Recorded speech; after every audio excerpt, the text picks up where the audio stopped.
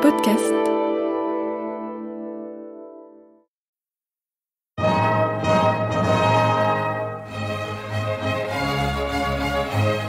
Bon baiser de partout. Une émission secrète de...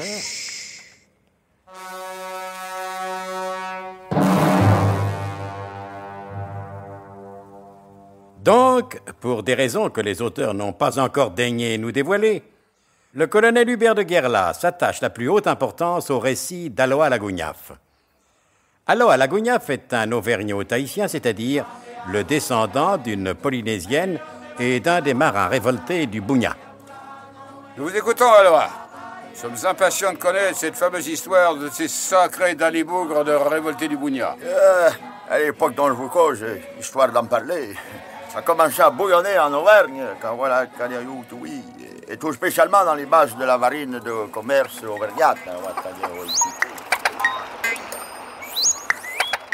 Bougre de gris et bougre de gras. On dira ce qu'on voudra, foutre là, mais c'est une sacrée solide barcasse que le Bunya. Votre avis, Mangela? Oh, bah, mon Dieu, le même que le vôtre, capitaine. C'est la plus belle goélette de toute la marine marchande auvergnate. Et dire qu'on est là, resté bloqué à se morfondre à cause de tous ces bougres de chacha et bruit qui courent. Ah, ils me font bien rire avec leur révolution. Des Girondins qui boivent du Bourgogne, des montagnards qui n'ont jamais mis les pieds sur le Puy-de-Dôme, un certain docteur Guillotin qui guérit les maux de tête avec un tranché de la coulis. Malheur quelle époque. Et puis ça parlait de s'allonger.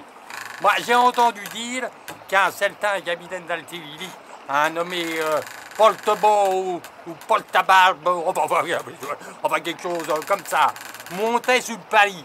Et j'ai comme l'impression que ça va pas simplifier les choses. Oui, j'ai moi aussi entendu parler de cet artilleur. Un Beaucheron, je crois. Ouais, il paraît qu'il est natif de Sacajo, près de Piti-Chartrain d'Ivan. Oui, de toute manière, c'est pas un Auvergnat. Non. Par la Vierge du Puy et Saint-Branle-Bas, mon patron, qu'est-ce qu'on va foutre, hein? On va tout de même pas continuer à rester échoué ici. Sacré 1000 millions de sabords de mes écoutés. Oui. J'ai beau réfléchir, le capitaine, et je vois pas. Mais dites donc, mange de là. J'y pense tout à coup. Est-ce que vous n'avez pas entendu parler du mécontentement qui règne parmi les populations des îles de la Société Générale de la Polynésie? En effet, capitaine, j'ai entendu dire par là, les gens n'étaient pas contents parce qu'ils en avaient pas dessus la tête et la nausée dans l'estomac des maquereaux au vin blanc du capitaine Cook. Parce que, paraît-il, ils n'ont pas le droit de disposer d'autre nourriture. Mange de là, je crois que ça va être le moment ou jamais de mettre à exécution un projet que je rumine depuis un certain temps.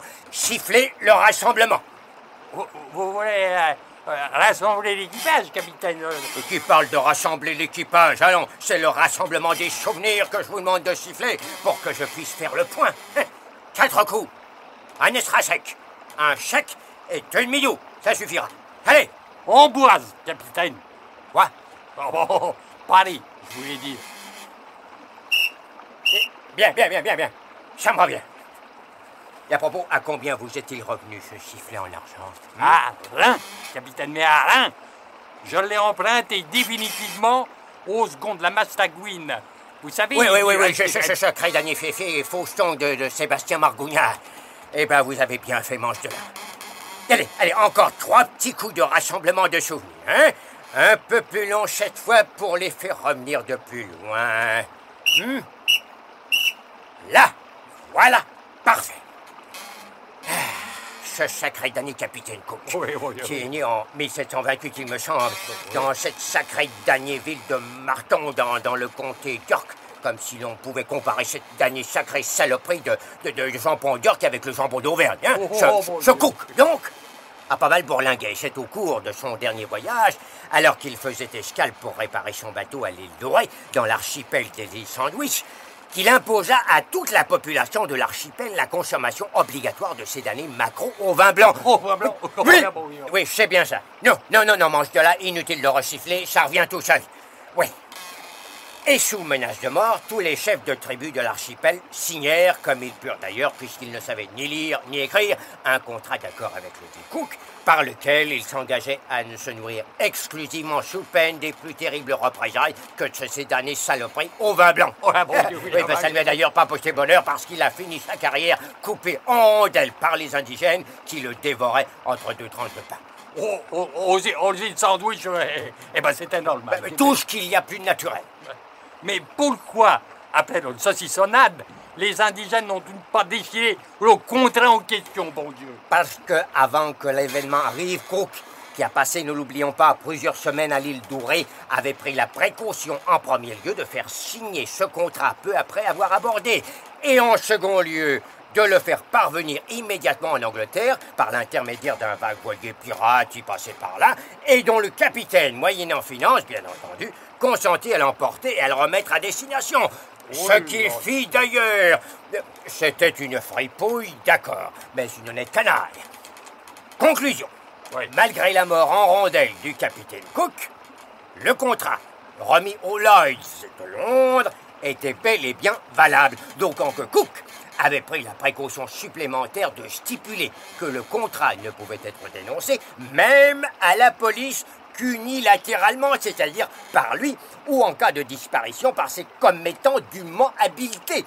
Quant aux indigènes, ils furent bien obligés de s'incliner. Alors, vous pensez, depuis le temps qu'ils ne bouffent exclusivement que de ce sacré bon sang d'année macro vin blanc, ils n'en peuvent plus. Je comprends ça, capitaine, mais alors... Je vois pas le rapport entre la désastreuse situation alimentaire des populations polynésiennes et nous. Voilà mon projet. On va foutre le camp d'ici par une nuit sans lune en emportant une cargaison de produits d'Auvergne, c'est-à-dire du pinard du Mont d'Or, du saucisson, de la saucisse sèche, des arachides de Saint-Flour, du jambon naturellement, des tripous de Saint-Pardoux, du pâté en vrac d'Aurillac et des harengs de Clermont vin rouge. Vous vous rendez compte, mange de l'âme? Ça, capitaine Brouillon. Pour une foutue bonne idée. C'est une sacrée d'année de foutue bonne idée. Surtout, je vais vous dire, surtout pour les harengs vin rouge. Et donc, pensez à la joie de tous ces braves gens condamnés depuis des années à ne manger que des maquereaux au vin blanc. On fait une véritable fortune. D'autant qu'on fera autant de voyages qu'on voudra, hein? C'est un beau projet, capitaine. Seulement... Seulement quoi? Il y a un mais. Le contrat, il est toujours valable. Bien entendu qu'il l'est toujours, et plus que jamais. Alors, les capitaines, excusez-moi, mais je comprends plus. Un contrat est toujours dans le coffre anglais. Mais naturellement, mais dans une succursale française, et même auvergnate. Serait-il indiscret de vous demander où se trouve cette succursale, capitaine? Pas le moins du monde, mon brave mange de là. Elle est ici même. Elle est ici même? Oui, dans mon portefeuille. Tenez, le voici. Ça alors... Mais comment avez-vous... J'en ai tout simplement fait opérer le transfert régulier par l'intermédiaire d'un bon ami à moi qui habite Londres et qui est agent d'échange dans le Sceau. Oui, on l'appelle Johnny the Bill. En français, Johnny l'addition. Oui, un parfait gentleman qui a ses entrées personnelles et particulières et l'accès également très personnel aux coffres même les plus rétifs, à toute action d'intervention un peu trop directe. Avec ça, il est tellement subtil, tellement persuasif que rien ne lui résiste. Si vous voyez ce que je veux dire. Bref, un garçon absolument remarquable. De plus, il est chansonnier de l'échiquier. Comment? Oui. Non, tout de même, n'exagérons rien, non. Il ne s'agit pas de Lord y a personne, l'actuel ministre des Finances de Grande-Bretagne, non. Mais on l'a surnommé ainsi parce qu'il est imbattable aux échecs et qu'il n'en a jamais connu dans l'exercice de sa charge d'agent d'échange. Donc, pour nous résumer, voici les ordres en conséquence. Acheter le maximum de produits d'Auvergne et rembourrer idem le bougnat. Sortir toute voile roulée du bassin du Cantal, s'engager dans le canal d'Auvergne jusqu'à Barbezieux en empruntant le bassin d'Aquitaine. Hein? Bon. De Barbezieux, le canal N10 jusqu'à Bordeaux. Bon. Puis l'estuaire de la Gironde jusqu'à Royan, où on jette l'ancre, le temps de faire le gueuleton de départ au restaurant de l'Amirauté et des algues maritimes réunies. Voilà, réembarquement après le déjeuner. On gagne discrètement le large et vogue la goélette en direction de l'archipel des sandwichs. Nous abordons à l'île d'Ouray, nous débarquons. Je déchire et brûle solennellement devant tous les chefs des tribus réunis le désastreux contrat. Nous leur bazardons à prix d'or toute notre camelote, puisqu'ils sont désormais dégagés de toute contrainte alimentaire. Et on va la voir pendant 48 heures, on prend le chemin du retour. Exécution immédiate. Oh, à vos ordres, capitaine. Non, mais dites-moi, vous la payez comptant, la marchandise à acheter? Absolument pas. Ça me consterne même profondément. Mais ne l'oublions pas, nous sommes en Auvergne, hein, alors pas d'histoire de la main à la main, compris? J'ai compris, capitaine, compris. Et casquette, hein? Vous dites? Ah oui, non, mais je peux pas dire chapeau, capitaine. Alors, je dis casquette, hein? C'est parce que c'est ce que je pense.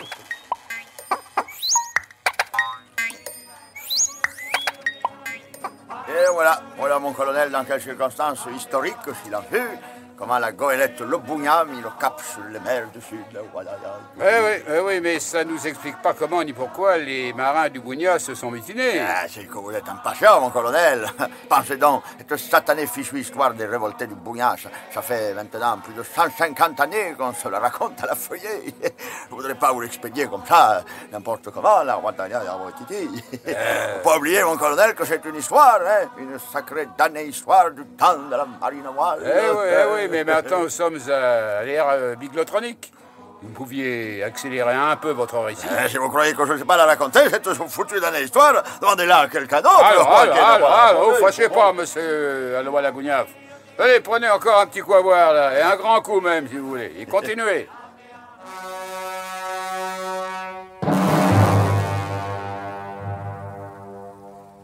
Mais l'Auvergnat-Tahitien Alois Lagouniaf ne pourra poursuivre son récit, pour vous tout au moins, que demain à la même heure. Aussi, nous vous engageons à ne pas manquer les prochains épisodes de notre grand feuilleton d'espionnage et d'Alois, Bon baiser de partout.